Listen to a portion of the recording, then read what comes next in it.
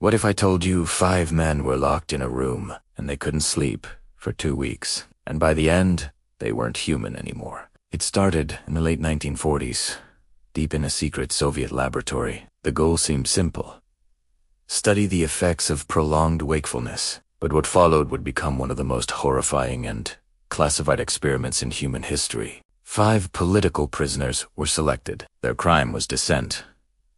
Their reward was freedom if they survived. They were sealed inside a massive airtight chamber. The chamber had a controlled air supply, food, and water. Their only companion, a mysterious stimulant gas designed to keep them awake. The scientists' instructions were clear: observe, record, but do not intervene unless absolutely necessary. At first, everything seemed normal. The men talked. They laughed. They discussed politics. They debated, joked, and smoked. The researchers logged everything meticulously, thrilled that humans could stay awake for days without apparent harm. By day 3, subtle changes began. The prisoners stopped sleeping, but they also stopped thinking clearly. Paranoia crept in like a shadow. Whispers became accusations. They began muttering about conspiracies in the chamber. Voices in the walls. Figures in the corners of the room. By day 5, the atmosphere shifted. The men refused food, then demanded it obsessively, smearing it on the walls, themselves, then on each other. The researchers debated intervention, but curiosity and hubris kept them watching. They believed this was progress, that humans could endure anything. By day 7, it became terrifying. The prisoners were no longer communicating normally. Their skin looked gray and stretched.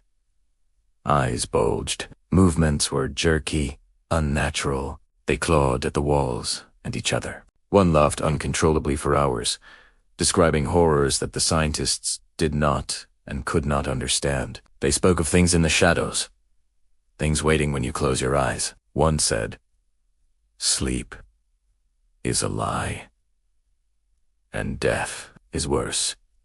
By day 9, the scientists were terrified. Some wanted to stop the experiment.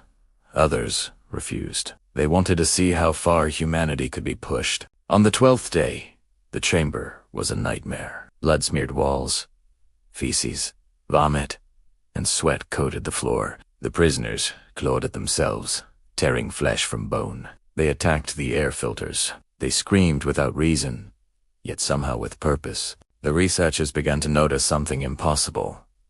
The men didn't appear to need oxygen the way humans do. They didn't eat, didn't rest, didn't seem to age, but they were still alive. And they were watching the scientists. Day 15. The scientists entered the chamber, fully expecting violence. What they found was worse. The prisoners were not human anymore. One stood completely still, smiling calmly. Another had twisted his body into angles no human skeleton should allow. A third screamed incoherently, then immediately stopped, eyes wide, staring straight at the first prisoner spoke in a voice no human should have. Calm. Cold. Deliberate. You wanted to see what happens without sleep. Now you see. When the scientists tried to sedate them, most died instantly. The survivors begged for death, but when given it, screamed as if something else had taken control of their body. What makes the Russian sleep experiment truly terrifying isn't just the physical transformation, it's the psychology, the unrelenting horror of a mind stripped of rest, the way humans turn on themselves when pushed beyond the limits of sanity, the whispers that form in the dark, that linger even after the lights are on. Some speculate the stimulant gas didn't just prevent sleep, it awakened something deep in the human brain, a part that thrives on chaos, pain, and fear. The surviving prisoners may have been addicted, or possessed, or worse, they may have evolved into something beyond comprehension. Files from the experiment were classified for decades. Images were destroyed. Tapes erased.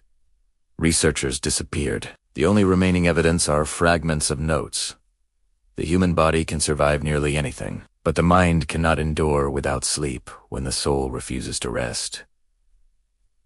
Some whistleblowers claim the experiment continued in other locations. Others say remnants of the prisoners were used in further tests.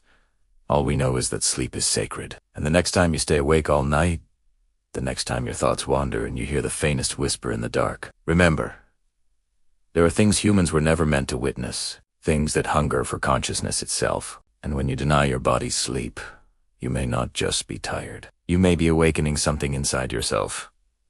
If this video creeped you out, hit that like button before the feeling fades. Leave a comment and tell me what part you won't stop thinking about.